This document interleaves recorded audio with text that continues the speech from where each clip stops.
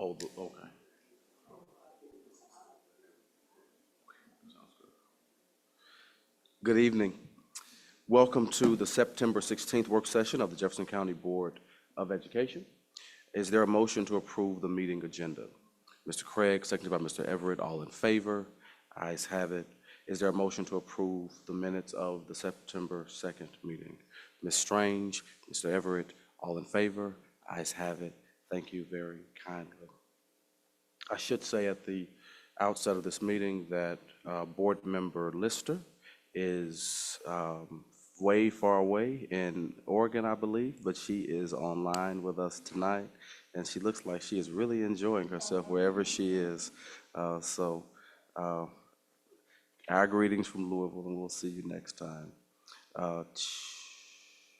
There are no speakers this evening, and so it is my pleasure to introduce our Superintendent, Dr. H. Brian Yearwood, for his recommendation for the approval of the working budget for fiscal year 2025-26. Thank you, President Schul, Board of Education. Today marks day number 54 in my role as superintendent, and we'll be hearing from, again, our CFO and his director. And first of all, I'm grateful for the opportunity to serve in this time, and thank you for all your continued support of me and my commitment to students of JCPS. I want you to know I value it deeply and do not take that for granted. I value it very, very deeply. The action item before us is to approve the working budget for fiscal year 25-26. The final budget is the accumulation of our collective efforts and is the third of 3 budgets before my hire, reflecting the input you provided during the January draft and May tentative versions. Now, thank you for your time and dedication to this process. Very grateful for that. As you know, we are navigating significant financial challenges as we look ahead. While this budget addresses immediate needs for the coming year, it also serves as a foundation for the more difficult conversations we must have as we prepare for the 26-27 budget. Tonight is about diagnosing the problem, not rushing to prescribe solutions. We must first establish the level of reductions required rather than jumping to premature fixes that may only mask deeper issues. Our focus will be on understanding the root causes, working collaboratively, and building a sustainable plan that ensures long-term financial stability. And not only stability, but also restores confidence. I want to reiterate that this is not just a plan. And as we move forward with the 26-27 budget, we will remain grounded in 3 core standards. 1, central office will aspire to have the highest share of reductions than schools. We'll aspire to that. 2, we are committed to maintaining salaries and avoiding universal pay cuts. 3, we will protect the integrity of the classroom and the student experience. So together with transparency and with discipline, we can move from crisis towards stability, from deficit, our plan is to move from deficit towards surplus. And I quote James O'Toole, who reminds us, transparency is the key to trust. Trust is the foundation of leadership. So at this time, I'll ask our CFO to lead us through the process with his assistant. Thank you very much, Dr. Yearwood and board members. So we're here today. The underlying topic is approval of the 25-26 working budget, so the final budget for this school year. But as Dr. Yearwood mentioned, we also feel like it's very important for us to go on and frame the budget challenges that we will have going forward beyond this year. So the first thing we always do is look at our revenues. So some of the building blocks for our revenues are that the property valuation assessor in Jefferson County has increased assessments by 6.6%. That helps JCPS's property tax collections, or dollar amount of those revenues. The legislature has increased both base SEEK and SEEK transportation by significant amounts in this year. this cycle, and those are very much appreciated. We very much appreciate the efforts of the legislature in that. However, the reality of the formula is after this year, we don't have additional increases built in, and so we are planning for those revenue sources to continue to drop after this year. Then the local economy, mainly through our occupational tax and our interest income, the economic factors are softening a bit, meaning that we're forecasting those revenue types to go down a little. And then we remain heavily dependent on our local taxpayers for the revenues that support our operations. When you look at our general fund revenues, that's by far our largest fund. Our local revenues as a share of that fund's revenues are 61.8%. The vast majority of that are property taxes. The light yellow up in the top right, those are state revenues, mainly SEEK dollars. That's about 14% of our revenues. And the orange section is our state on behalf payments. Those are not funds that ever come to JCPS. Those are funds that are paid directly from the state to support the employer match on our teachers' retirement system and pay for health insurance for all of our employees. When we move over to the expense side, JCPS is very heavily supporting our schools directly with our general fund budget. 72% is going directly to schools to spend from there, to spend on school staff, school supplies, those sort of items directly at schools. The light green sections, those are functions within JCPS whose main job is to support our schools. Those include things like maintenance and transportation, the schools division, academics divisions, those items whose main functions are to support our schools. The blue in the bottom right is the cost of business support and the administration divisions, and that's 5.2%.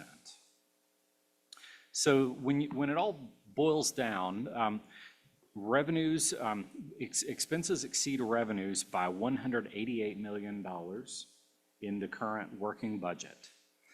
So this level of deficit is why we're going to have to pursue significant budget reductions for the 26-27 school year. In addition, we will be implementing new budget standards and reporting requirements to make sure that we never get in this situation ever again. I want to be clear to everybody, though, when looking at the situation we are in, it was not the board's fault. The board very clearly has in almost every year in the past 15 years, the board has allocated the 4% tax rate as requested by management. And in one of those years, they have exceeded that with a recallable rate. And going back a dozen or more years, there were a few years when they did not do that. But the standard that this board has set is being willing to assess the 4% tax rate. And that is greatly appreciated in supporting our schools. So looking graphically at the deficits over time, in fiscal year 21-22, we had a deficit of about $47 million. That jumped up to $81 million in FY23. In FY24, that deficit ballooned up to $243 million. In FY25, that was the year that we confronted a transportation crisis and did a full curriculum implementation. That deficit increased to $295 million. And then we've started bringing that back the direction it needs to go in the current year budget. And the deficit is now at $188.5 million. It's progress, but we are still in a serious condition. So the deficits are one way of looking at it. Cash flows are another. This is a critical function that I've been doing within JCPS for decades, is watching our cash flows every year. You can see from this chart, this shows the cash flows from our revenues by month. You can see November and December, those are the main months when property tax revenues come into JCPS. That's where we collect about 50% of all of our revenues throughout the entire year. These months have to provide the revenues that allow us to continue to operate in all of the other months, which are cash negative months. So those 2 months are where we collect everything. And consequently, our beginning fund balance, as we usually portray it, the fund balance as of June 30th each year, the balance in there is the balance of those remaining revenues that will be supporting our operations in July, August, September, and October before the new tax dollars start coming in November.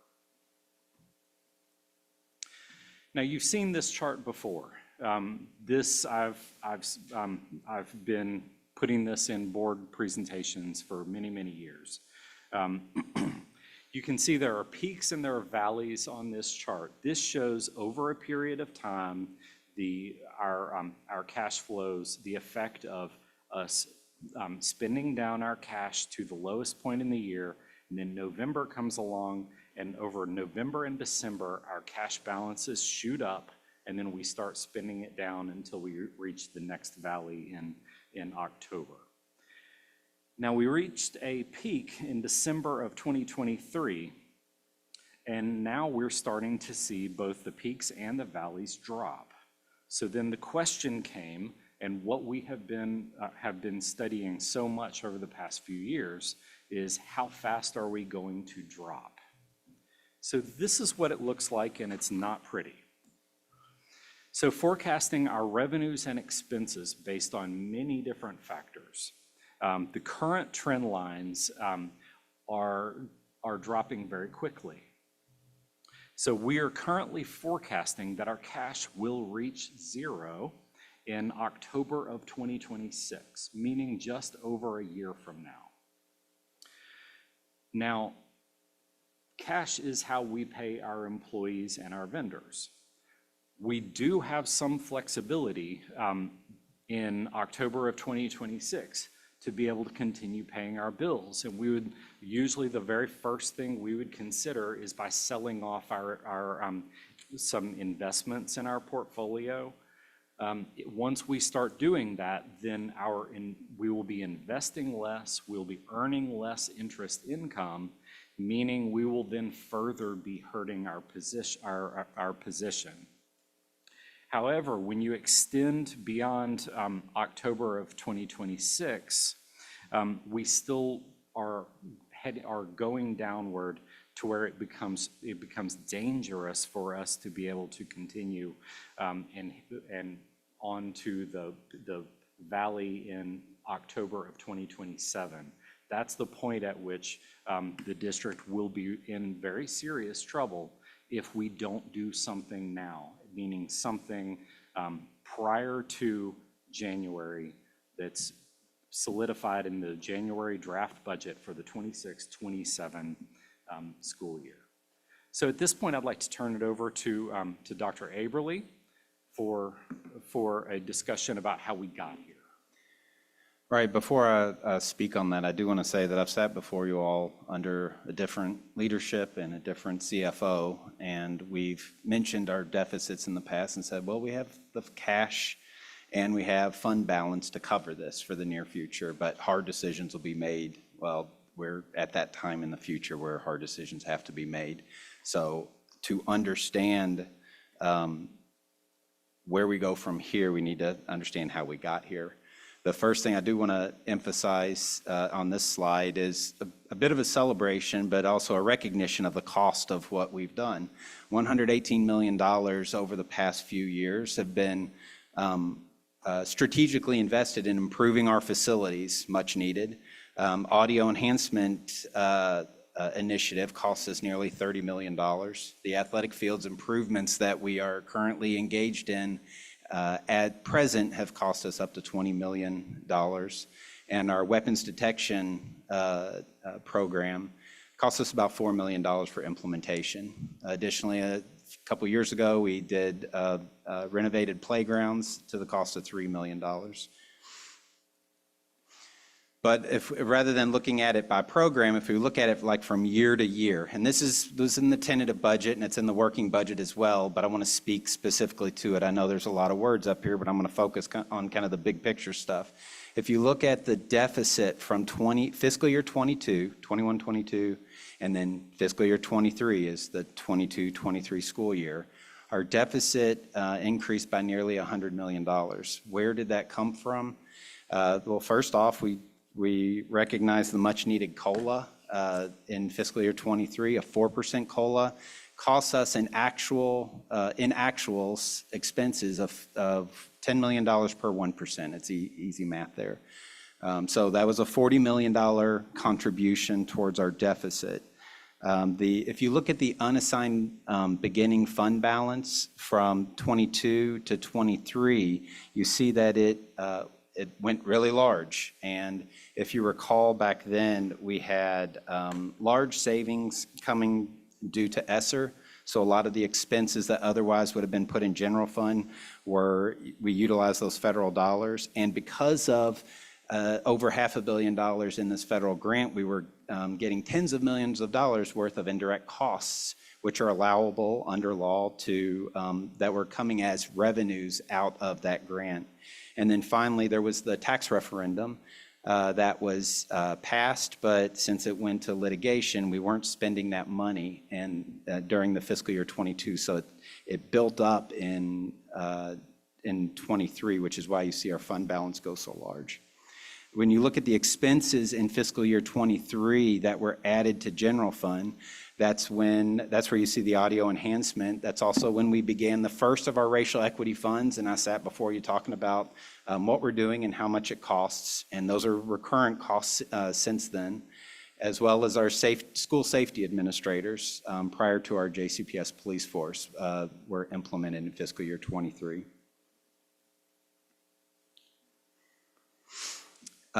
Moving from 23 to 24, our deficit increased by nearly $100 million more. And part of that was a 5% COLA. So part of that $100 million deficit increase is attributed to the $50 million to COLA, which when you combine that with the 4% prior year, you're talking about $90 million recurrent increase to our general fund. Looking at unassigned fund balance, it continued to increase. It was previously 278 at the beginning of the year. It increased to 326, which is the highest that we've seen it. It starts going down after that. And there was a large infusion of org chart changes during that time. Part of it was our transportation crisis. Part of it was our police force. And there's also a breakdown by division of increases that were necessary across the board that were approved by our Board of Education. When you look at our general fund in fiscal year 24, the AIS and choice zone stipends were implemented during that fiscal year, so that was a $20 million increase. Our racial equity funds brought in our elementary schools, so the racial equity funds expenses that year were $40 million, and that's when we did our weapons detection implementation as well. And I have ESSER up here as a counterpoint, but I'm not discussing that since we're focusing on the working budget. For fiscal year 25, our deficit increased to its maximum of $295 million that was presented to you last fall. So the cumulative COLAs by that point had added $110 million of recurrent expenses since fiscal year 23. We added another $4 million in org chart changes, and those the org chart changes here are recurrent increases beyond what was previously spent. So in many org chart changes, they're trading positions or doing something, but this would be increases beyond the previous what was previously budgeted. And in fiscal year '25, if you look at our beginning fund balance, now it's starting to drop because our deficit had increased so high, it's starting to drain our fund balance from the high of 326 down to 266. During that time, we're still doing racial equity funds. If you look at our athletics fields collectively and during that time, we did the contract bus services with TARC. We implemented the $12 million of parent pay stipends. We've added bus driver incentives, and we expensed $6 million in tutoring and $3.75 million for Evolve 502. So collectively, those expenses are what we're contributing towards our deficit, which brings us to our current status of, as Chief Munns mentioned, the $188 million. So our goal for this current year was to reduce that 295 by 100 million. And so we went from 295, we're now at $188 million deficit. A lot of that was one-time expenses, so there wasn't really like pain points during that first mass of reductions. So collectively for this year, if you think about what is contributing towards the $188 million, and this isn't to say that this is the reason, it's like looking at the big things that have increased in just the past 4 to 5 years. We're still talking about COLAs and racial equity and AIS and choice zone, as I mentioned before. We also had to expand appropriately our ESL services and ECE services during that time. The Summer Backpack League, which had been previously funded in ESSER, was moved into general fund.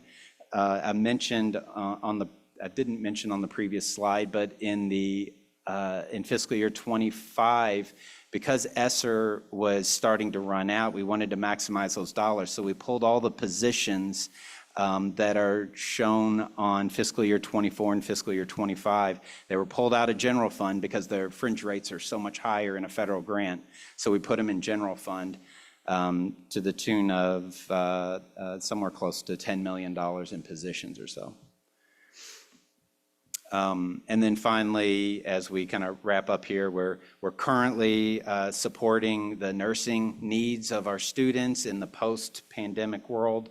A large part of that is through our contract services, as well as there are some other strategic academic interventions we're doing, such as middle school teams and the Elevate Learning Centers. Looking at just those targeted items, we're talking over $250 million of increases over the last 5 years. Thank you, Tom. So this chart is admittedly ugly. This combines our cash position and our investments to see what the effect of budget reductions would be. And the key to this chart is, with significant budget reductions, we can safely forecast out our cash flows out to 2032. So with taking action now, we can turn this around. So it's important to remember that Dr. Yearwood has a mandate, and that is not just to have a balanced budget. That is to have a responsible budget. And so for us to have a responsible budget, we need to deal with some of the unmet needs, programs, items, expenses where we have been kind of kicking the can down the curb.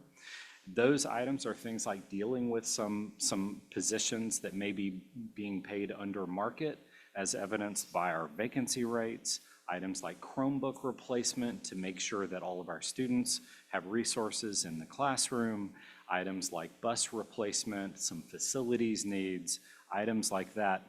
We must deal with some of that as well in order to have a truly responsible budget. So this is not going to be easy. We've said that a lot of times. This will not be easy. As Dr. Yearwood mentioned, we'll be looking at central office cuts first. We're going to be maintaining salaries, meaning we will not be doing across-the-board cuts to all salaries. And we'll be protecting the resources that go directly toward the classroom. In addition, we're not just looking toward next year, we're looking at immediate actions. Dr. Yearwood implemented a hiring pause earlier, about a month ago, where we take an intentional look at any vacant positions to make sure that they are truly essential. We're looking at all other spending to make sure that we eliminate all non-essential spending. We're looking at individual programs to make sure they are right-sized and we aren't over-allocating beyond the benefit for that program. And part of that kind of dovetails with the emphasis on return on investment on our expenses.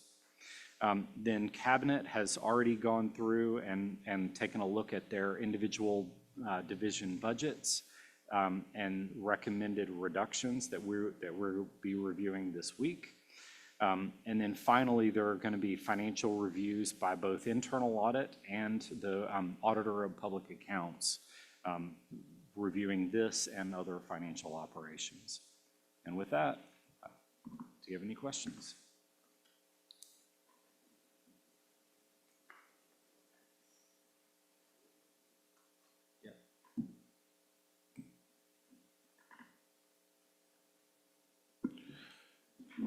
Thank you all for this depressing report. I think it's appropriate to allow the superintendent a word. I don't know if you have anything that you want to say, Dr. Yearwood, but I think it's appropriate, being as though Dr. Yearwood walked into this financial situation. And so we need to frame that, and we need to acknowledge that fact that this is not of Dr. Yearwood's creation. But Dr. Yearwood has to lead this district with this in this financial condition. And so, Dr. Yearwood. Sure. Thank you, President Schul. As you lead a district, number one emphasis is on students and student outcomes and making sure we have the best for our students. But to get us there, we must be financially prudent. We must be good stewards of taxpayers' dollars. And in this condition, it's a little bit disheartening to have to face, first of all, this level of budget deficit. But we must overcome this. And it's going to require some hard decisions, unfortunately, some very unpopular decisions, but some decisions that will allow us to right-size for the future. Because if we fail in this endeavor, JCPS will fail. And we can't let that happen. We're not going to let that happen.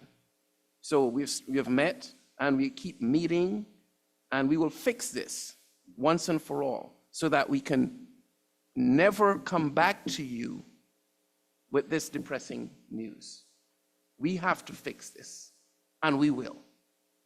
We will. I ask for your support, your patience as we do this, and it's going to require a lot. I have lost sleep over this. But going forward, we will band together, this entire team, to ensure that JCPS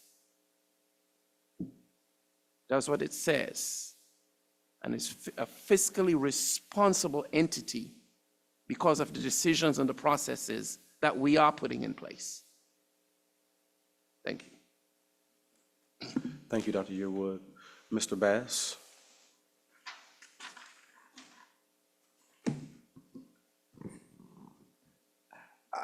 We kind of spoke before, so taxes is the only point that we have as far as revenue that we're getting in a big bulk, right? Taxes are the largest by a good bit. Our second largest for this year is SEEK dollars from the state. Right behind that is occupational taxes, and behind that is motor vehicle taxes. So, because my question is there a law or anything that is stopping us to do the other, I don't know, I'm just thinking of this, the small fundraising things.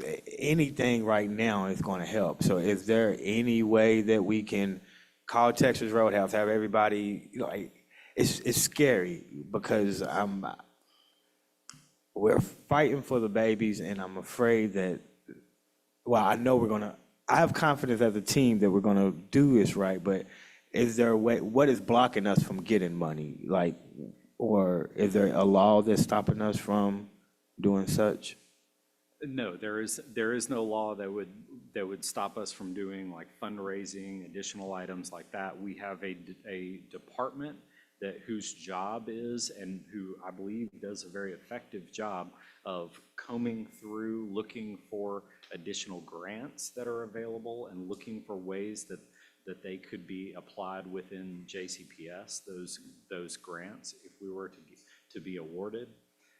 So I do believe we are actively looking as we speak, and have been for a while. I would like to say, though, the law requires us to have a balanced budget. So the problem is not the law holding us back on us being able to generate revenues. The challenge is we've engaged in a practice, because we had the cash flow to do it, to have larger and larger deficits every year. So that's why we're in the situation where kicking the can down the road, and a future board is going to have to make hard decisions. You are now the future board. Okay, thank you. And then I'm assuming that with the different contracts that we have, we're going to be doing audits to make sure that the monies that we're spending is actually, like you said, a return of investment. Are we going to be doing that soon, or how is that looking as far as with the contracts that we have, the monies that we're giving out? I believe I'm not in the loop on when that is starting, but I think it's starting very soon. Okay, cool. Thank you. No further questions. Thank you. Ms. Duncan? Eddie, in terms of our overall general fund, what percent do you think of our budget goes to salaries? So in general fund, it's up to, including salaries and fringe benefits, which go right along with salaries, it's up to 87% in the current fiscal year. Is that normal? I mean, is that when we That's look at other? extremely high. Yeah. Most districts are probably in the 75 to 80% range, just based on the ones I've seen. That's not a wholesale survey of American school districts, but the ones I've seen have been significantly lower. Well, I'll just give some more context. The effect of that means it gives us less flexibility to adjust for immediate needs and things like that. yes, there's not much left to pay for everything else that we have. And, when you talk about our assessments, the property assessments went up 6.6% this year. And then we, of course, set a rate that will allow us to get the 4% for the next year. But over this past year and for the past 2 years, haven't we been able to generate more than the 4% with the rates that we've set? The rates that we set are designed for certain revenues to increase by 4%. Now, what that is silent on is the value of new property that is built, or where somebody raises an old building and builds a new, bigger building at a higher assessed value. New property is an increases the amount of revenue we get beyond that 4%. I know I looked at the last 2 years of what our revenue receipts were, and it looked like over the last 2 years, we've increased 12%, where instead of what we think of as the 8%, or thinking we're getting 8%, but we're actually getting 12%, which I think, that doesn't help us, but at least we know that these assessments are benefiting us. They are benefiting us in some sense, but it still is not making a dent in what we need to close this gap. I would just say, as far as the actual percent increases in received revenues, I would need to check those numbers. So I don't have that in front of me. No, I just looked at the numbers that I had and figured it off of that. So yeah, it could be different, I guess. In terms of having somebody look at this budget with us, look at reductions, we are having outside people to put fresh eyes on this and say, well, why do you have this? And help us evaluate the positions that we do have. As far as the purpose of the internal audit review of the situation, I'm the one being audited, and so I haven't been a part of that conversation. It's typically, it's customary for that to be told to me once the terms of that audit have been outlined, and not beforehand, because we want to make sure that I wasn't exerting some kind of influence on what was reviewed or the nature of that review. So I can't answer that question. Well, that's what I just know we do need more than our own eyes on this, because it becomes way more difficult when you see faces. If I may help answer that, Board Member Duncan, we are bringing in October, we're going to be engaging in a financial audit of the district with an external auditor. So that will be coming to the board for approval, and then we'll begin that process. So we are going to do this like you were saying there. Yes, ma'am. Very good. Oh, well, I think you've answered some of the other questions that I had. So thank you for this, and we'll all just get to work on it. Thank you. Although I did have one more question. If we were ever able to blend some virtual learning into what we have, do we know how much we save per day when we are virtual and don't have the buses running and don't have a lot of the things that we have when we're virtual? Do we have an idea about how much savings that would be if we do some days virtually? So that's, I've run the numbers previously, and let's start with it's complicated. The amount of savings for strictly the cost of diesel fuel and operating our busing system is around $250,000 a day. And then beyond that, our staff including our bus drivers, are paid based on a set contract.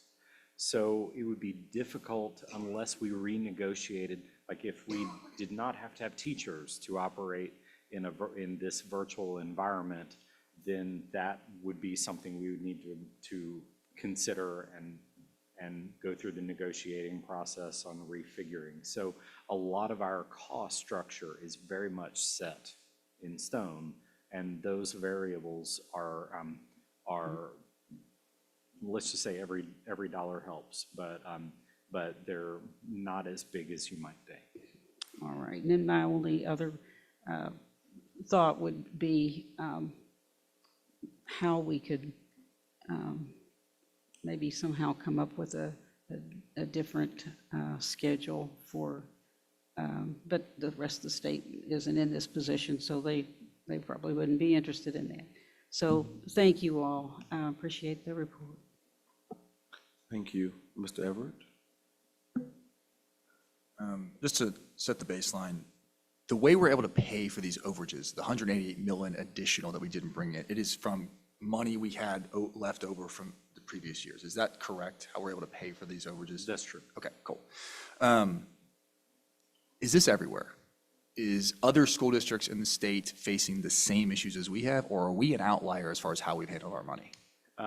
I would say that this is something that's hitting a lot of different districts throughout the nation. Okay. I would not say this is everywhere. Okay. Could we operate this school district, like you said, Tom, to a and actually at a balanced budget, and I'm not talking spending past money, I'm saying our expenses are lower than our revenues. Is that possible to do? Yes. Why have we not done it? Why have we chosen not to do it? The district did this for a long time. Balance that you're Had saying? a balanced budget, and some years our fund balance would increase a little bit, some years it would decrease a little bit. We have added an incredible amount of expenses in the past 8 years. And now we're trying to get our revenues or slash our expenses in order to accommodate the things that were added. So this district was out of whack, and then ESSER happened. And ESSER gave the cash flows that allowed us to continue to become more and more undisciplined. And so there's a reason you call it budget discipline. I would like to speak, since I came into this role in fall of '21. Yeah. And the question is, why are we not operating on a balanced budget? I can tell you that I would be the one processing transfers and approvals that I'm hoping that our board was aware of the magnitude of the types of numbers that I just covered with you and understood how relative what that meant to the increasing deficit that was being reported at the working budget every year. Sure.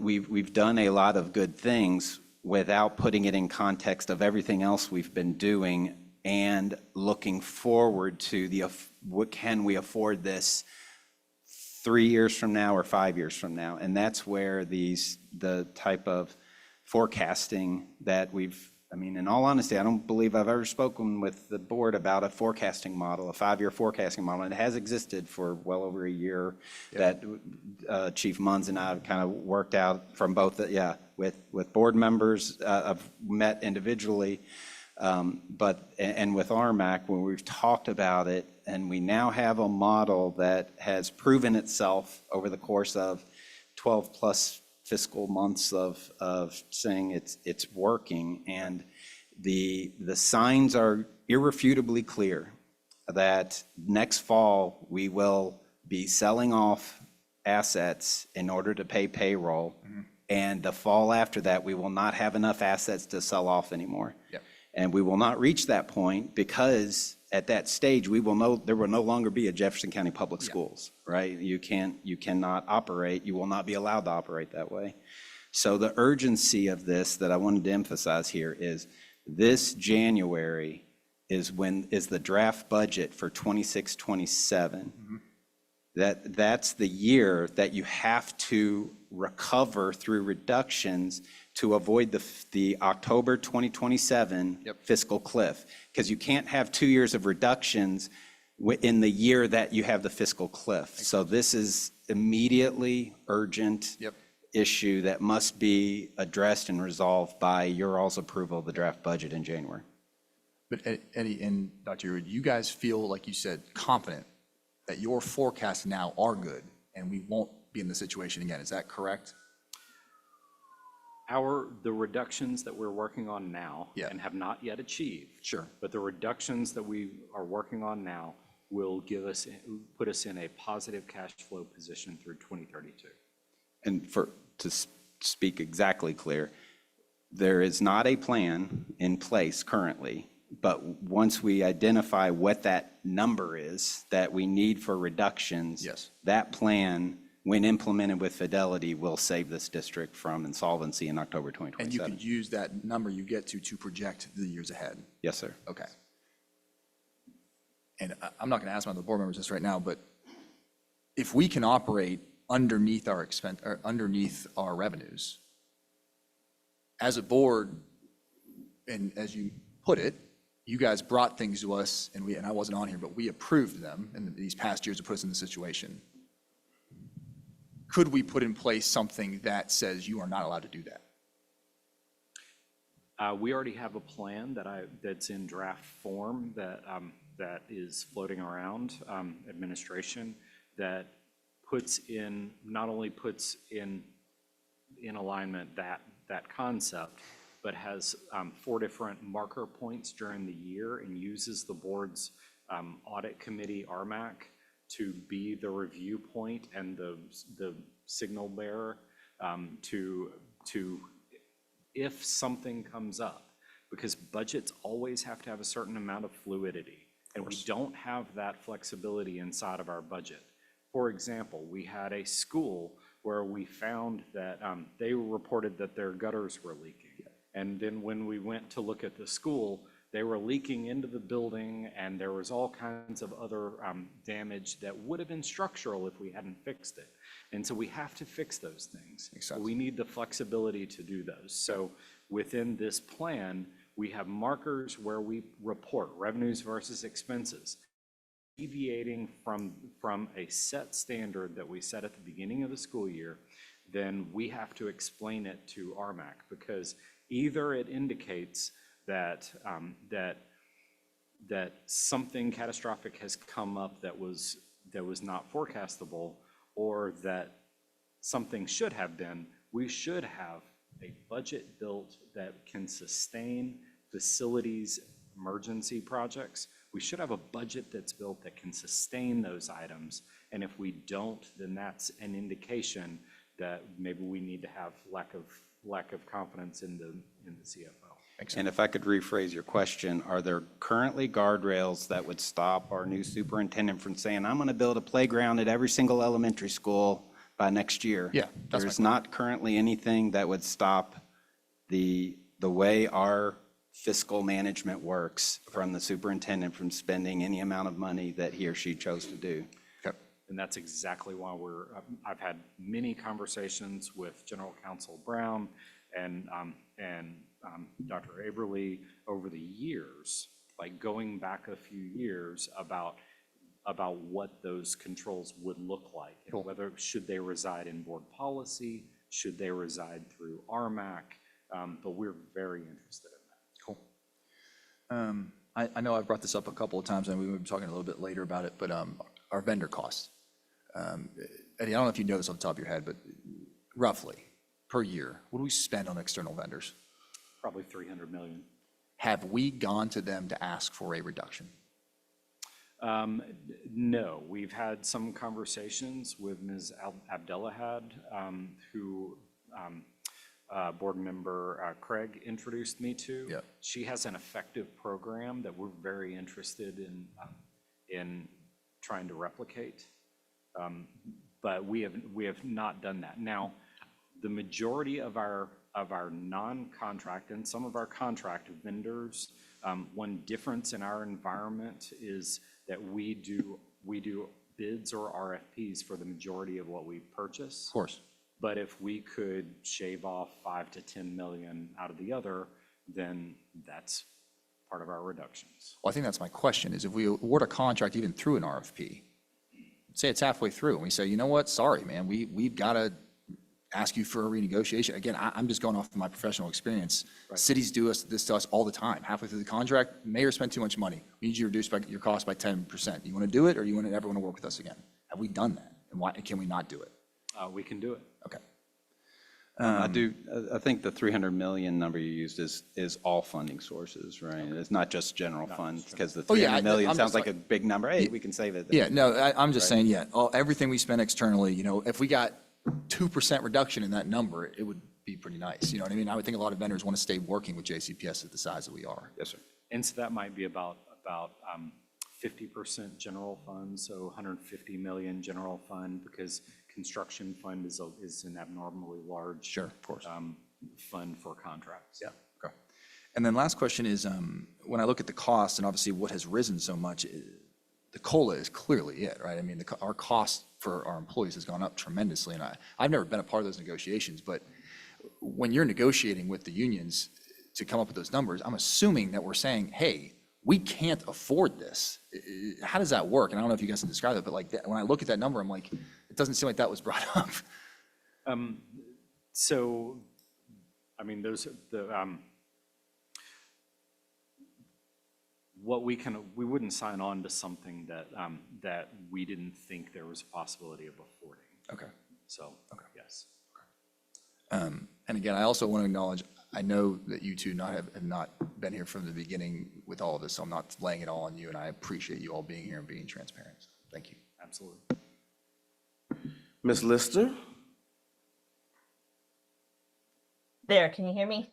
Yes, ma'am. Okay, good, thank you. Hold on, I was making some notes. So just a couple of comments and a couple of questions. I am really grateful and optimistic that Dr. Yearwood is taking this deficit so seriously, and that we have set up a new committee that I think James Craig is heading to explore our revenue issues. And I'm hoping that with these actions, we can gain the trust of the public and ask for a tax increase, but I know that's not going to be soon enough to keep us off this cliff. So I'm glad we have people looking for grants, but I wonder if there are new private grants stepping in to fill the void made by federal cuts. And hopefully we have people who are fluid and easily pivot to look for new things instead of the regular, because so many things are changing, maybe there are new things. And I also wonder, can we lobby the city and or the state to get more funding? Is that something we can do? We can always lobby. And there are certain things that that would make a huge difference, not only for Jefferson County, but for a lot of school districts in the state, that I'm hoping will be possible. I just spoke to Chuck Truesdell about this in the last week. Some ideas about, if you notice, in 2020 we increased our tax rate by levying a recallable tax rate, and it went all the way up to 80.6 cents. And then because our assessments have grown, our tax rate they've grown generally more than 4% over that time. Our tax rate has been levied at the 4% rate, but has gone down every single year, all the way down to 71.7, which is basically where it was before we levied that tax rate. If we could create a definition change of compensating rate that would offer districts to either issue a compensating rate, which by definition means the rate that would give you the same revenue as the previous year. If we could add an alternate definition that said, or the same rate as the previous year, then that would help Jefferson County a lot, but it would help. There are numerous other counties that are growing a lot faster than Jefferson County.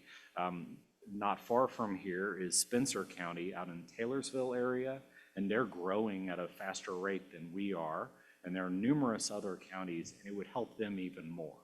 And so that would be something very effective that would help a lot of different counties and not just Jefferson. And it seems like an easier thing for people to understand. Like people that I've talked to about the tax rate, they assume it's 4% and they just get confused when it's a lower and it has to do with how much comes in instead. I don't think it would be a hard sell to say it's 4%, just period. So yeah, maybe we should lobby for that change. Well, and But that that's would not fit- going to save us from the cliff, I understand. Right, that'll fit into the category of long-term opportunities for balancing, but the immediate urgency of what we're dealing with will require something different. All right, that's all my thoughts right now. Thank you. Thank you, Ms. Lister. Ms. Strange? Just a couple of questions. This 72% of the general fund budget spent directly on schools, does that include capital projects? No. No, that only includes the actual Academics, from the custodians to the teachers in the classrooms, the school supplies in the classrooms, the principal's office, So no frisbee- capital frisbee, projects. Those. On a very small scale, it would include some of the A-fifth volume.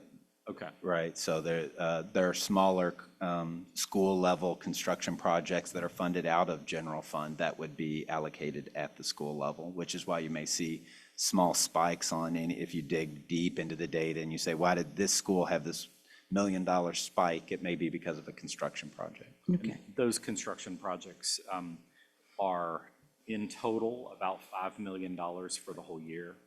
So, Very small. yeah, relative, I mean, 5 million is, Well, compared to what we spend, Yes. that's small. yeah.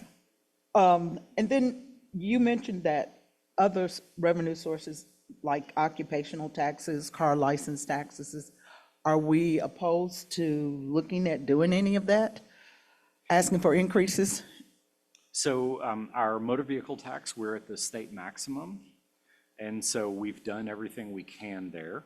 Of the other taxes, franchise taxes are included in the tax rates that y'all approve. The property, they're in the same tax rate section that the 4% tax rate that we did at last month.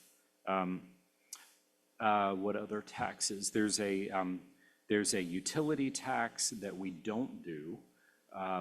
That I would estimate that would bring in somewhere around 50 million. That would be something that would be a recallable tax rate if we implemented a new one, I believe.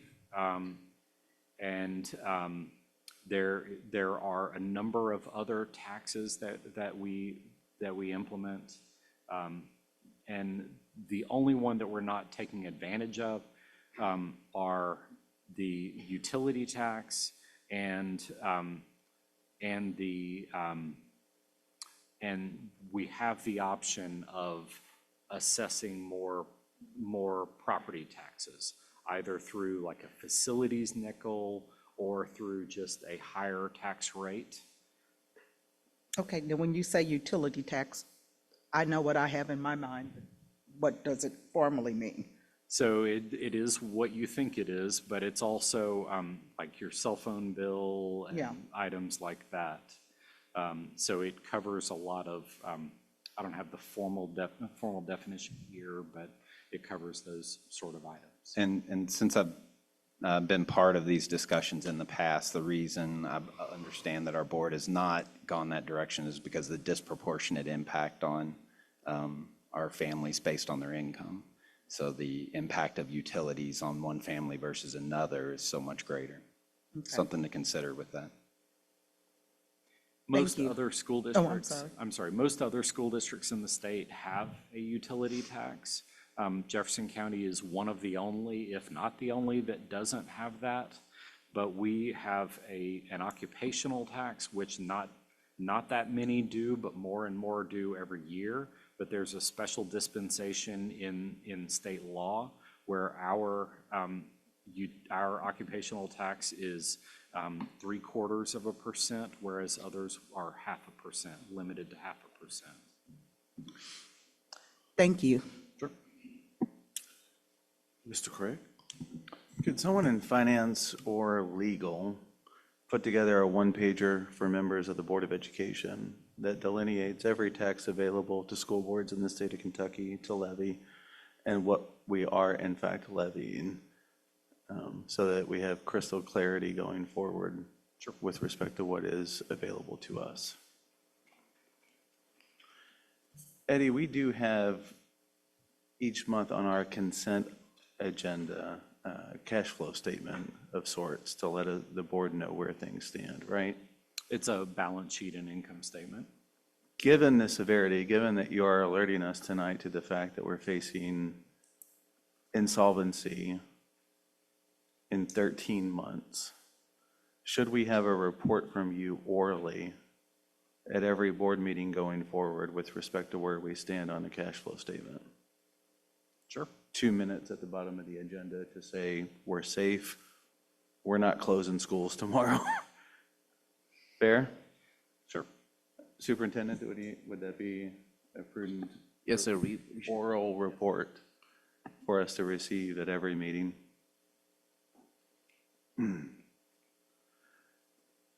With respect to the budget that we're passing tonight, do we need to cut more than we already have to ensure that we're not going to become insolvent in October of 2026? I would say we're currently in the middle of that conversation, and so those dollar amounts have not been currently set.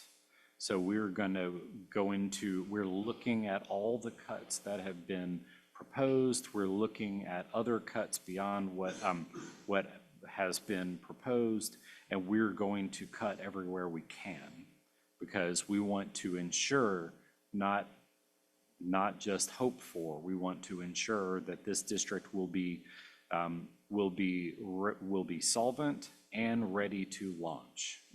So on page 23 of the tentative budget that was presented in May, Yeah.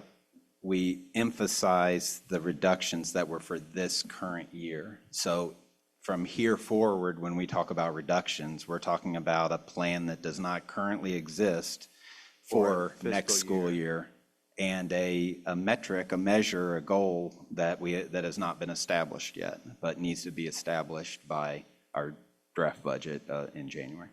I would like our finance team to tell the board tonight that if we say yes to all the dollars that are requested of us tonight, that we're still in good shape and that we will avoid insolvency in October of 2026. The plan has not been presented. So what you're saying yes to is the working budget for this current school year. The plan that needs to be presented to you are the reductions in staff and operations for next school year. And What I'm getting to is, should we cut more from what we're approving tonight to protect us from that risk? so everything that's built into the budget or into the agenda tonight, the approval agenda tonight, is funded out of current budgets. So should we go back and start slashing departments here and there, that's difficult to do immediately. Right? We also, it's further challenged by the fact that 87% of our budget is staff salaries and fringes, and all of our employees, as required by state law, are on an annual contract, meaning we can't just say, I've got to cut the budget, Joe, you're gone, or whatever, and he would have rights and stuff like that. So there are challenges. As far as do we need to do a draconian slash everything immediately, I would say no. What we have to do is have a strong plan that is done with good faith, with no backsliding, where going forward there will be equal cuts for every add that we do into the budget. But the middle ground that I think you're speaking to is you have the authority to establish what we called in the last slide, non-essential spending reductions immediately in this year. Now, how we would define that would need to be a collaborative effort with leadership and the people who, to which these funds have been committed. But we have the ability to mitigate the magnitude. We're just not going to avoid it. Like next October, we can reduce how much we're going to have to cash in order of our investments in order to pay payroll. But we have the ability now to review and respond to what budgets have been received, and we can do that by stopping requisitions and contracts, and now that may be draconian, but it's also aggressive to address an aggressive situation. And remember, one of the standards was we will protect the integrity of our classrooms and our student experience. And I want to pivot from the doom and gloom to that message as well. I didn't run for the Board of Education because I wanted to come vote on a balanced budget, to be honest with you. I came because I want students to achieve outcomes in the classroom. I want safe schools. I want new shiny schools for our kids. And if we could continue to spend at the level that we've been spending, and nobody was here to tell me that we're facing a fiscal cliff, I would continue to spend for these kids happily. And I'll take it a step further. The increased revenue, I want the cabinet to hear this especially. There isn't a single thing on here in retrospect, sitting here today, knowing what I know about the budget looking forward, that I would change about any of the votes that I made with respect to spending in the past. We clapped when we got the 4% and the 5% salary increase. Those were long overdue. And we don't have an effective teaching force in 5 and 10 years if we don't continue to raise salaries for teachers. And frankly, they're not high enough yet. We shouldn't clap or pat ourselves on the back for the work that we've done. I don't think we should be talking about salary freezes in any way, shape, or form if we want a functioning school district in 5 years from now. The racial equity funds, I'll stand on every dollar that's been spent so far. And I know that we're under the microscope with the way that we're currently spending in DEP and with respect to other contracts. We're going to continue to spend those so far as I am concerned. And if there's any change to policy with respect to the way that we're supporting our underprivileged students, you're going to have to go through me to change those policies. So I want that message to be loud and clear as well. The stipends for the professional development days, the ESL services expansion that's here for $19 million. We're at over 20% English language learners in this district. How are we going to get them up to grade level? How are we going to deliver them back to the community as educated citizens if we didn't pay for what they need? There is not one school in this district that does not want their school safety officer. That is a wildly effective program. And the data reveals that we are a safer school district in 2025 because of that expenditure than we were before. I'll throw the metal detection system into that as well. That was a $3 million, Katie? $4 million expense that nobody in the room thought was coming before Dr. Schultz suggested it at that board meeting that night. But every single person in the city of Louisville is happy that he did it and happy that we spent those dollars. I'm as guilty of this as well with respect to paid parental leave. That was an additional HR expense that got added onto this budget without any type of notification to staff before about a week before that. Now, I had been pestering Marty about it for 3 or 4 years and it hadn't come to fruition, so we got aggressive about it, but that still happened at a board meeting without a budget plan for it. All this to say is I don't regret any of these decisions, and I think that the outcomes for our students have increased because we have been willing to do things aggressively with respect to spending. Dr. Yearwood, I challenge you for the next year, don't let the budget being balanced be the main focus. We have to keep these doors open, but more importantly, we're keeping them, remember why we're keeping them open, to deliver outcomes to students. To date, we've been told this was how you're going to do it, so we did it. We have to continue to keep them absolutely focused. I will say, I do thank you for the transparency that you're bringing to this. Eddie and Tom, you too as well. This was a level of transparency that we did not have with respect to the Board of Education a year ago. And I'm not necessarily laying that at anybody's fault. I think there's 2 main reasons for it. One is there was a level of aggression in the superintendent's office that most of this community liked with respect to what he was willing to do for our community. That's why he was so popular for 8 years. The other is you got 7 members of the Board of Education who are making $150 a meeting, $150 a meeting. There are significantly less complicated organizations in the United States where people make in excess of hundreds of thousands of dollars per year to sit on boards to understand these items. The community, this is what the community is willing to invest in, so this is what we are able to deliver back to it. Let's keep that in mind when we have conversations with legislatures about how we choose our members of the Board of Education and compensate them. With that, thank you guys very much. Thank you, Superintendent Chair Schul. Thank you. Thank you for your presentation. Just want to be clear, you're saying that there is nothing that we can do tonight, this week, this month, between now and January to prevent from having to sell off assets in October 2026? I'm saying we are already working extremely hard to build the plan for January. And we have been since day one of Dr. Yearwood's superintendency. We've been reviewing this significantly. That's not my question. My question is, can we do anything to prevent selling off assets in October 2026? So that's part of the process. When we see expenses, things that we are identifying as could be done more efficiently, could be done better, we are reviewing those in real time. So yes, there are things that we're currently doing, absolutely. And I'll speak to that. If we can go back to the PowerPoint, there's a very important slide in there that it had so many numbers. I'm sure it was very hard to comprehend, but this is, yeah, it's that one. Yeah. All right, there we go.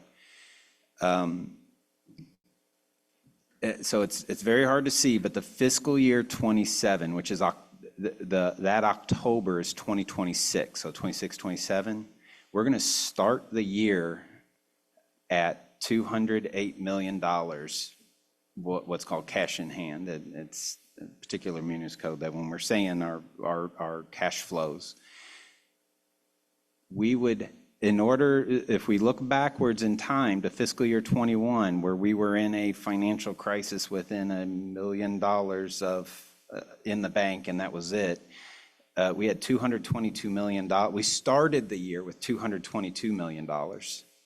So we started with 14 million more than what we know we're going to have next year, because we're spending the money this school year right now. So no matter what we reduce for the draft budget, that's going to be for the future. That's for October 2028.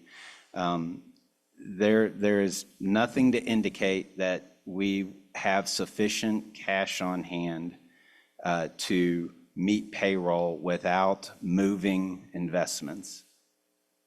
Would you? I would even double down on that and say not only are we starting at 208 million, the COLAs, the 14%, $140 million in COLA that we've added since that fiscal year means we're going to be spending $50 million more in July, August, September, October than we did back then. There was a very valuable question that was asked, I think, at the tentative budget, and that was, are we in better shape than we were back at that time? It was, I believe, by one of the board members here. And that's what set me on this analysis to say, what would it look like if we were back in time in fiscal year 21? What did it look like? Where were we starting versus where we're currently at? And even under the best savings in the current year, we're not going to cover a $70 million difference. So we'll have to start moving money from that second row that says investments. Those are our, what was the title you used? Fiduciary? No, federal securities. Securities, right? Securities. So we're going to have to move assets. We're going to have to start moving 2026. assets immediately. And Well, when we get to that. When we reach that low point. cash, time during September and October. I think what we're needing to make sure there's no uncertainty of, based on all the forecasting that we have done, that there's nothing to avoid dipping into our investments in order to meet payroll by next fall. That's all I wanted to clarify. Just wanted to make sure that I was understanding you correctly. Yes, sir. I think the public deserves to know that. I would have appreciated the board having that information much sooner than this, so that we could have done some things differently in order to prevent it. Mr. Munch, you stated earlier that it was not the board's fault that we're in this position. I am not feeling very inclined to trust anybody at this moment in time, because the board has been admonished in many instances to trust management and to approve what was brought before us. How can the board be certain that the information that we are given this time is accurate information so that we can make appropriate decisions? How can you be 100% certain? There's probably no way to be 100% certain. I will say that a lot of the information that we've gone over tonight is consistent with a lot of the information in our previous printed reports. And so, so there are certain truths that have been consistently portrayed over the years. So that is something that we're not backing away from this, from the messaging. We're presenting it differently tonight.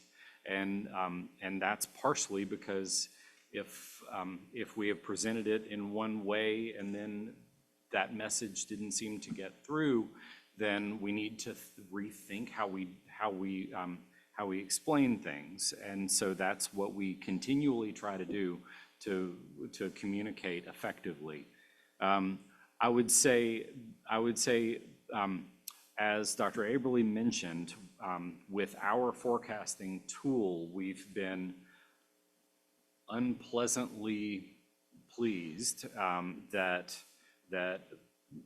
what we forecasted our ending fund balance to be about a year ago came in within a few million from where it is right now. And where we forecasted our cash balances would be, they came in. And so what we're seeing is that our methodology is proving out. Now, as Board Member Craig mentioned, we'd be willing to continue showing this on a board meeting by board meeting basis, showing where we stand on budget items. Probably a little over a year ago, that's why we added the budget status update to the notes on the monthly financial reports to give a way of communicating directly on a board meeting by board meeting basis that information. So as far as is there a reason that you should have complete faith in us now? I would not say there is. But I can assure you this, we have been working our tails off around the clock for 2 years straight to try to get this communication to you. And it's a credit to Dr. Yearwood that he wanted this message spoken and not just printed. And so that is so much. Yes. So if you look at our working budgets, I'm sorry, sir. No, go ahead. If you look at our working budgets over the last 3 years, you see that there's a story being told in there. Most of the story that I wrote those, I typed them up, but they weren't always the full, complete story that I provided because they were reviewed by the leadership of this district before they were finalized. Information that wasn't included may not have been key to anything that would have changed any of your decision making, because as Mr. Craig said, we've done awesome things in this district and don't regret the COLAs and the renovations and the good stuff we've done.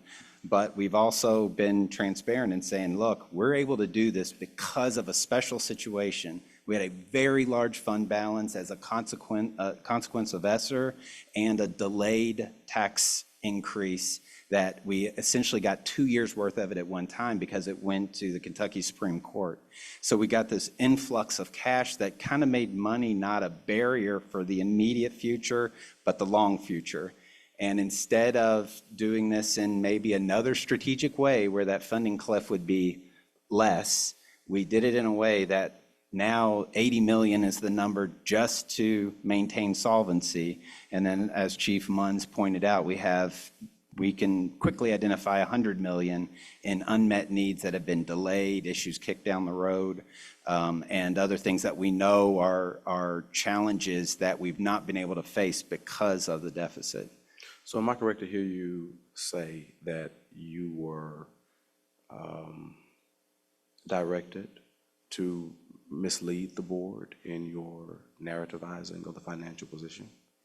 No, sir. What I would say is that the working budget that was provided to you, I'll give an example. In the tentative budget for last spring, part of that was a division by division breakdown of the increases of our org charts. very specific, every division and how much they've had org charts over the increases over the last 3 years, increases beyond what the trade versus gain was. That table was removed. I tried to incorporate that data. So why was the table removed? I mean, that's pertinent information. It was, in discussions, it was not viewed as pertinent and relevant and maybe data that would be useful for creating, for throwing out allegations about JCPS more so than pertinent, relevant data. But isn't that deception? I would call it a judgment. You call it a So the document presented was our document, and the decision to remove that was obviously not. If we didn't believe in having that in there, we wouldn't have had it in there to begin with. But ultimately, there are certain strategic decisions that we have to follow the district lens on. This can be fixed. It will be fixed under Dr. Yearwood's leadership. He's inspiring. He inspires me every time I meet with him. But here's the thing. We can't keep doing what we've always done and expect to be able to survive the way we have. And we can't keep deleting pertinent information or information that does not present the full picture of what the board has to weigh and what the board has to decide. And so I would just request that moving forward, that that the board be respected enough to receive all of the pertinent information about every decision that is placed before this board. If it needs to be embargoed, we do have a mechanism for that. But the board needs to be presented with all of the requisite information so that we can make a well-rounded decision for the good of this district. I don't think any of us, I know Mr. Craig and I, who have been here for almost 8 years, certainly we've done, we're proud of the work that this district has done, but this is the first time that I'm hearing anything about selling assets, and that causes me deep concern. So it will be my request that the board receive all of the pertinent information needed to make the decisions that are placed before us. President, if you don't mind, President Shaw, I just want to assure you, you're 100% correct. My leadership will not be in falsehoods or innuendos. You will get the good, the bad, and the ugly straight. We must be transparent. We must be upfront. We must let you know our celebrations as well as our pain points. That's the only way JCPS will be all that it can be.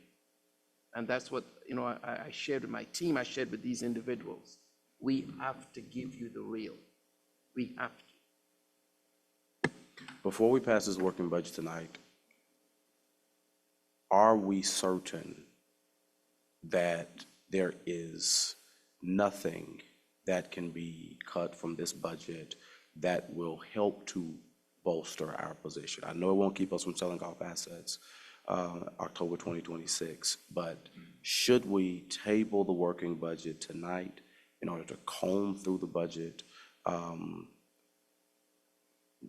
now with this newfound understanding that we have? Would it be advantageous for us to take another look at the working budget before this board passes it? So the statutory tax table or calendar requires that the board approve the working budget by the end of September. But what I would recommend is with the budget cash flows report at each board meeting, we review our current year and see if we can freeze or eliminate current year expenses and report on what the cabinet and the superintendent are doing to make a current year impact and report on that at the same time and bring Today it. is September 16th. There are 2 more Tuesdays in this month. Right. If need be, we can take 2 weeks to review the budget again to see if anything can be preserved in this budget, can be recouped. So if I can comment on that, the large part of this budget is the JCPS allocation standards that were approved in January. So that would be your school level stuff. I think, beyond that, your org charts and, what would be considered central office, however we choose to define that. My recommendation would be that we immediately begin reviewing, as I mentioned earlier, the procedures, protocols that we have in place to put in guardrails for spending of operational dollars. So the things that Chief Munns has mentioned, where we simply do not have a way to stop certain things because there's not a policy on it or an established procedure. And I think under the direction of, under Dr. Yearwood and the leadership of our cabinet to identify what those protocols would be to address what we established as non-essential spending reductions in the current year would be the greatest possible opportunity for us to improve our status for the next fall. All right. And apart from what's in the report, this is a process that I believe we should be doing throughout the whole rest of the year and not just for the next 2 weeks. And have we included RMAC in? We have brought RMAC into the budget conversation a number of years ago when I first started. When I first started in my current role, that was when JCPS's 2023-24 working budget had just been released with a $243 million deficit, and I still applied for the job. And I immediately brought in RMAC as kind of a collaborator for the budget. I sent RMAC the copy of the working budget and the initial presentation, and James Rose and I were going to try to connect, and we were unable to before this meeting. Okay. Thank you. Ms. Duncan? I don't want people to have the impression that we did not understand the cost of things that we were approving, because we did. When we chose to pay the stipends that we give for the schools in the choice zone, we knew that was a considerable extra cost. We knew these things, but we've kind of lived in the ideal world. We were trying to get the ideal, just like equity and our funding, needs-based funding. That's kind of an ideal situation, and we were reaching for that ideal. We all were, but we knew for a while we could see when positions were added, and we saw added and taken away, added and taken away. We could see that for a while, but after a while you realize that these positions continue to be added, and that is costing. That's costing money for the district. So I don't want people to think that we just kind of, this is a big surprise about how expensive the things were that we were approving. I don't think anyone is saying that it was a surprise about the expenditures. I think it was a surprise, the financial positioning of the district. Well, They were not presented as putting the district in a position where we would have to sell assets. It was never presented in that way. It wasn't, but we were aware of things costing more and more for us, our bus drivers. We can't say we weren't aware of that. We were, and I just, at this point, I just look to them to figure out a plan to get us out of this. And I'll confirm, this is the first time we have ever portrayed it in that way. So that has never been portrayed. Like the cash flows impact, forecasted cash flows impact is something that Dr. Aberle and I put together, and in order to try to truly message the severity. And so that has never been portrayed to the board before. Is there a motion to approve the working budget for fiscal year 2025, 2026?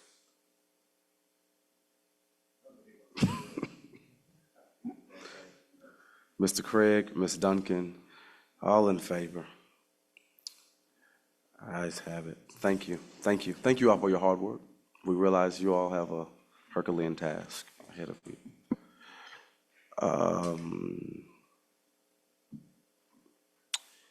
Is there a motion to approve the consent calendar minus H? Mr. Craig, seconded by Ms. Duncan, all in favor? Ayes have it. Thank you.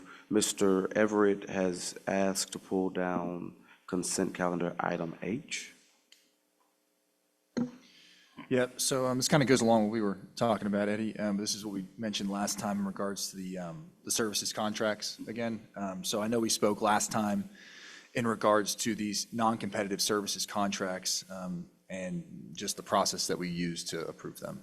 So I basically have 3 questions for tonight. Could you illuminate the board on what has been discussed and what maybe we can look forward to as far as a new process in approving these moving forward? Sure, we have a number of new processes related to professional services contracts. The first one that we have in draft form currently and should be rolled out very soon is, excuse me, is specific to the non-competitive negotiations, the non-competitive purchasing methods. So there are 2 in particular that are used fairly frequently. One of them people hear about, it's sole source or single source. And that one's actually used a whole lot less at JCPS, but it is used, and it conjures up a particular idea within when the public hears about that.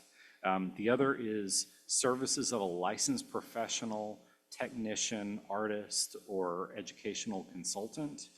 That one's used quite often at JCPS.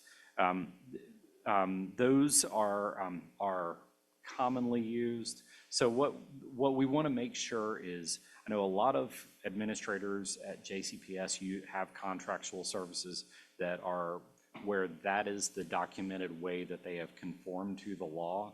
But generally, the rule is that those administrators have done their full due diligence before settling on that contractor.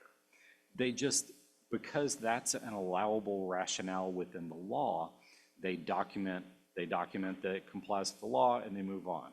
But they did all their due diligence. So what we're going to do is we're just going to ask that we're going to require that they demonstrate that their due diligence, who else they reviewed, if they're looking at an educational consultant, which other educational consultants did they use before settling on that service provider, and if it's over a certain dollar amount, they would be required to document the results of getting at least 3 references and have that documented when the contract goes through the routing process or when the requisition is submitted to purchasing for approval. And so that will be reviewed, the due diligence piece will be reviewed up front prior to ever getting to the board. And when can we expect that to be in place? It'll be in place for the next board meeting. Perfect. Contracts tonight, roughly $2.3 million we're approving. And we just obviously talked about the fiscal situation we're in. Do we need to approve all these tonight? So most of these contracts are grant funded. They are all providing services either directly to students or to teachers or school leadership who are supporting those students. When we reached out to the individual division leaders asking about can these be delayed, pretty much the unanimous response was we can't miss another month of the school year. The one that would be the easiest to delay would be the Fund for the Arts contract, which is supporting Elevate, and it's not that is direct student experiences that are being provided by that. The difference is it's a smaller number of students. So I would not recommend that we hold off on any of these because of the nature of the services being provided, but I'm open to the board. Sure. And then the last question is, when I look at a lot of these, when I click into the actual verbiage of the contract, I don't see any outcome deliverables. Like it literally, they could provide it and every kid actually gets dumber at reading and we would still pay them. Is that? I can assure you that administrators are very in touch with their contracts and pay attention to those things. Now, I mentioned that the first phase was tightening down on our rules, our review and rules of due diligence surrounding sole source and service of licensed professional contracts. Our second phase is tightening that down and making sure that it's clear in the specifications of the contracts, how the services will be evaluated, how they will be, what the markers are, what required markers are achieved in order to achieve payment and that sort of thing.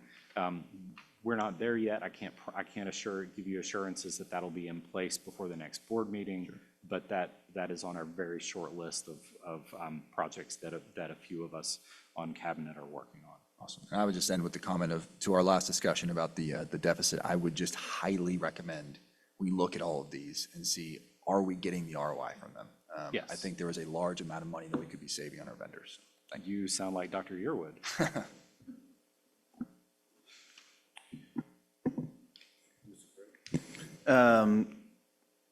Mr. Everett asked for policies around the bidding process. I'm asking questions about the reporting process.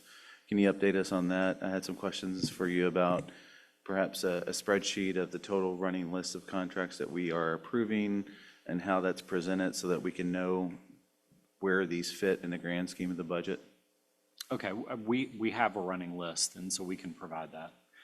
You would like that attached to the agenda going forward? On consent, yes, a running list of all the professional service contracts that we have approved with total dollars and affirmation that they were budgeted at the beginning and are not runovers or anything to that effect. Absolutely. And I assume we can safely assume, Dr. Yearwood, from this point going forward, if these professional service contracts are on the agenda, that you would deem them as essential? Yes, sir, because I'm looking to cut as well. I know. And when we get into this contract with finance about freezing essential services, what is essential to the district is a mushy term. Services to children, to me, is essential, even though any one of these individual contracts doesn't necessarily keep the lights on at night.